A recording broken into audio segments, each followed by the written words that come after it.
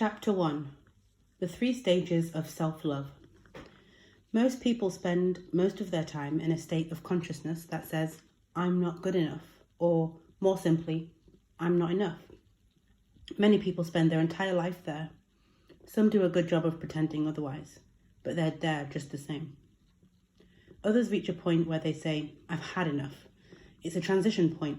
It's usually accompanied by passion and sometimes by anger, especially if these people feel that they've been taken advantage of or bullied. Despite this, it's a much better place to be in than I'm not enough, mostly because these people are less likely to be taken advantage of or bullied ever again. In time, a lucky few pop out of the other end. They've had enough of having had enough. It's tiring because it takes quite a lot of energy to channel your mind in that way all the time. The lucky few emerge into a quite restful state, a state of I am good enough or I am enough. It's characterized by acceptance and peace, and a lot of laughter is not uncommon. Life ceases to be stressful for the most part. Challenges still come along, of course. Challenges are part of being human. But in this state, we don't waste energy trying to maintain a charade or to get people to like us or accept us. And it turns out that's quite a lot of saving on energy for most of us. Let's look at the 3 stages in more detail. Stage 1. I'm not enough. What qualifies me to write this book is that I spent most of the first 42 years of my life living in this state. Given you're reading this book, I'm guessing you spend a fair amount of time in it too. This self-love deficit, as I sometimes refer to it, probably isn't at the forefront of your mind. You know it's there on some level, but it doesn't hang around for long. In your daily waking consciousness, it's more like a cloaked goblin hiding behind a curtain in the recesses of your mind, ready to leap out and run the show whenever something potentially good looks to be on the horizon. What's more, the world quite often reflects back to you your own feelings about yourself, usually in how people treat you. I was bullied at school. It was never physical, more emotional. For years it was just teasing, but it came to a head in my 6th year at high school, when I was 17 years old. The in-crowd, who accounted for about 1/5 of the 60 or so people in the year, ran what resembled a campaign throughout the year. It was cyberbullying in the days preceding the internet. They put up numerous posters around the school making fun of me. And one day, for instance, was declared National We Love Hammy Day. Hammy was my nickname after Hamilton. There was little love on my day, but there was a lot of laughter. Once when the bullies were drunk, this occasionally happened, especially when they turned 18, and as 6th year students, we had our own common room. They tried to throw a bucket of water over me. As I approached the common room, one of the girls saw me coming and then ran excitedly into the room, so I knew something was about to happen. I considered turning around and walking away, but my bag was in there with my books in it, and I needed them because it was close to the exam time. I felt nervous as I opened the common room door. There was one boy standing on a chair, making an attempt to lasso me with a rope. He would probably have succeeded were it not for the fact that he was drunk. So I was able to catch the lasso and hold the rope. In the flurry of activity that happened next, the bucket of water was thrown at me, but I was able to step aside and only soak up a few splashes on my trousers and shoes. It probably helped that I was the only person not drunk. I picked up my bag from the table where I'd left it. Some of my friends were sitting there, but no one said a word. I left the room, bag in hand, and tried to find somewhere I could have a cry. I felt like crying a lot of the time at school. Either that or I was anxious. I just accepted that that was the way life was. There didn't seem to be anything I could do to change it. Where I'd plucked up the courage to ask the one boy why they threatened me the way that they did, it had met with a shocked, "What are you talking about? How dare you?" Those weren't the exact words he used, but it was the sentiment. "This is how it is, Hammy." The point was, his words resonated with what I felt was the truth about myself. Deep down, I had the sense that no matter what, I wasn't good enough. I wouldn't admit to it, of course. I used to say that I was bullied because I was good at things. Even in the first draft of this book, I wrote that. I also wrote that I learned to play myself down to avoid being targeted. And in actual fact, I was bullied because I made a point of telling everyone that I was good at things. It wasn't because I was the fastest runner and had won a few trophies, or one of the cleverest students in school, or that I did karate and had won a trophy for that too, or even that I could do all sorts of stunts on my BMX bike, including a wheelie for almost half a mile and jumping the bike over 8 beer barrels at speed. It wasn't even the fact that some of the most popular and attractive girls in the year thought that I was good looking. It was the fact that I repeatedly told people about my achievements. Why was I doing it? It was because deep down I believed that I needed to keep giving people reasons to like me. If I stopped, they'd lose interest. And I was scared of being left out, shunned, alone. When you feel that you're not enough, it makes it easier for people to take advantage of you. You give off hidden signals according to the science of victimology. A group of prison inmates convicted of assault were asked to view videos of people walking along a busy sidewalk in New York City. They then were asked which of those people they would target to assault or mug. Within seconds, they'd made their selections. Most people would assume that the victims would be chosen according to size, but the criminals selected some large men and ignored some petite women. Their choice didn't turn out to have much to do with age, race, or gender either. It was the way the passers-by had held or had moved their body that mattered the most. People whose body language conveyed uncertainty or a little confidence, that is, a feeling of not being good enough, were almost always the ones targeted. Those who showed more self-confidence were largely ignored. Of course, this absolutely does not mean that people who have been bullied or abused or mugged have somehow brought it on themselves. Many attacks are completely random. Plus, bullies and abusers merely select someone they believe they can dominate in order to compensate for their own self-love deficit. But we all give off all sorts of signals. I'll look at some of them later in this book, and importantly, how to change them. Stage 2. I've had enough. Quite quickly, as you set out on your journey to self-love, you reach the space where you've had enough. You've had enough of feeling inferior. You've had enough of being passed over for promotion. You've had enough of being bullied or taken advantage of. You've had enough of feeling small. You've had enough of feeling scared. You've had enough of having no confidence. You've had enough of giving your power away. I could go on. Let's just say, you've had enough. This is the place where wee miracles can happen, subtle shifts in the people or environment around you that just weren't happening before. Once, earlier in my career as a writer and speaker, I was giving a talk to a group of school teachers. It was an in-service training day where teachers get a day away from teaching and hear talks and receive training. The assistant head of this particular school had invited me to speak after attending one of my lectures a few months earlier. I was to deliver a 1-hour talk that fused science with inspiration. I often start this kind of talk with a few examples of the placebo effect, both to introduce my story of working in the pharmaceutical industry and becoming fascinated by the placebo effect, and to introduce the concept that the mind is more powerful than we think.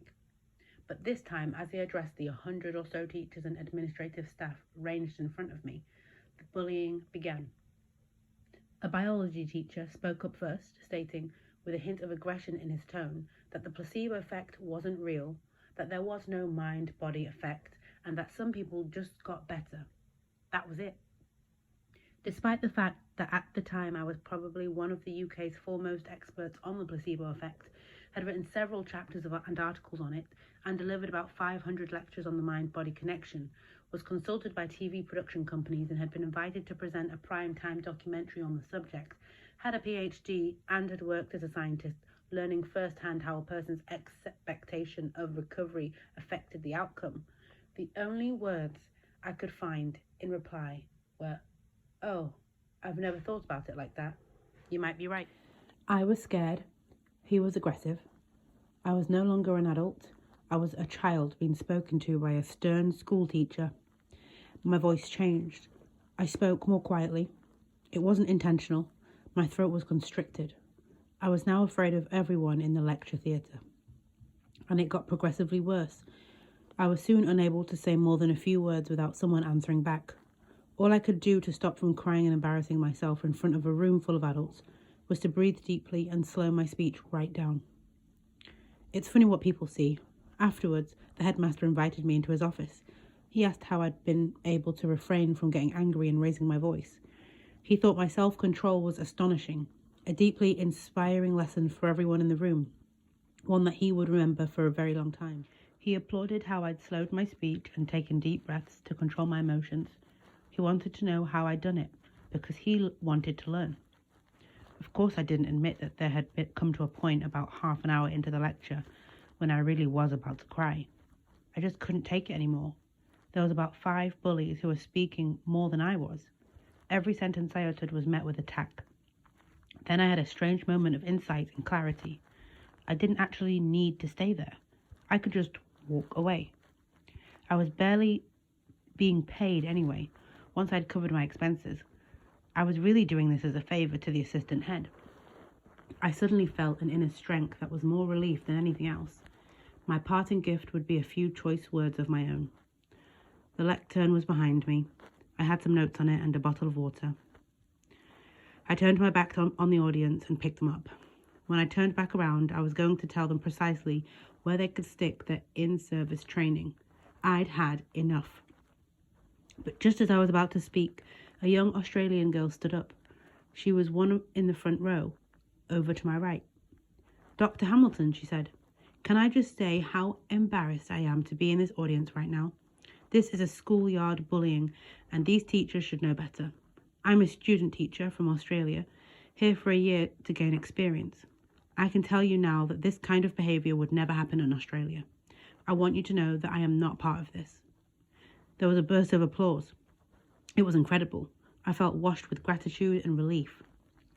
When the applause ended, the teacher who was the ringleader of the bullies got up, shouted that he could give the same talk with a cross around my bloody neck, and stormed out of the door. The other 4 were without their leader. People can behave out of character when they're in a group, especially if the group is a bullying one. Some people, and I count the remaining 4 teachers in this, have such low self-worth that they'll do almost anything to be accepted, including being mean and unkind. We're all driven by a need to belong. Now their figurehead was gone, the 4 teachers were the most agreeable people in the room. They hung on every word, leaning forward and nodding furiously. I could have said anything. I could have professed that the world was flat and these intelligent men would have seen my point. Now I have real compassion for them because I see how much they wanted to make up for their earlier behaviour. I see them through the eyes of a person who can spot low self-worth. People who bully, dominate or control others have some of the lowest. Why else do you think they need to dominate?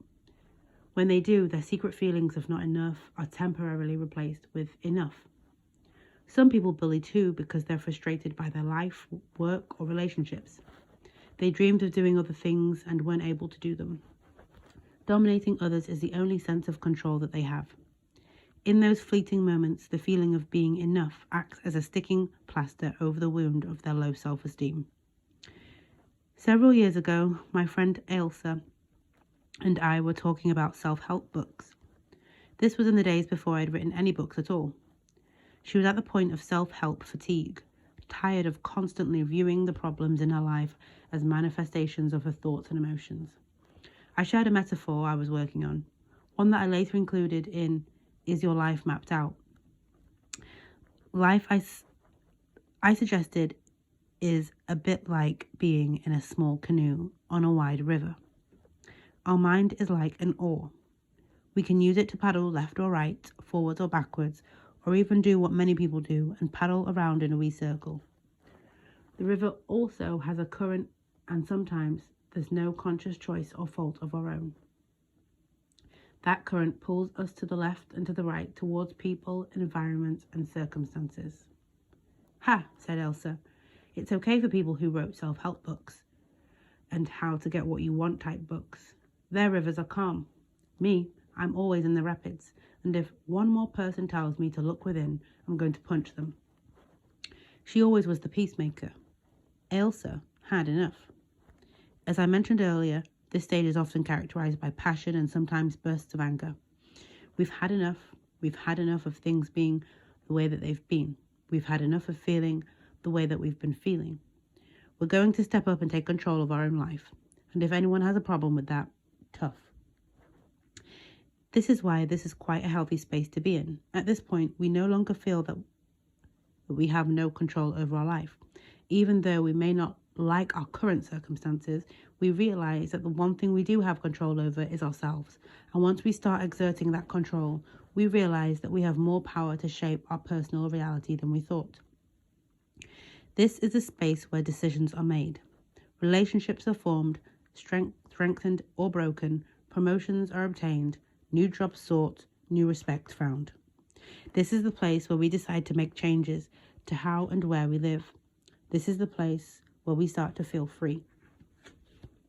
Stage 3. I am enough. Given enough time, many of us reach the stage of I am enough.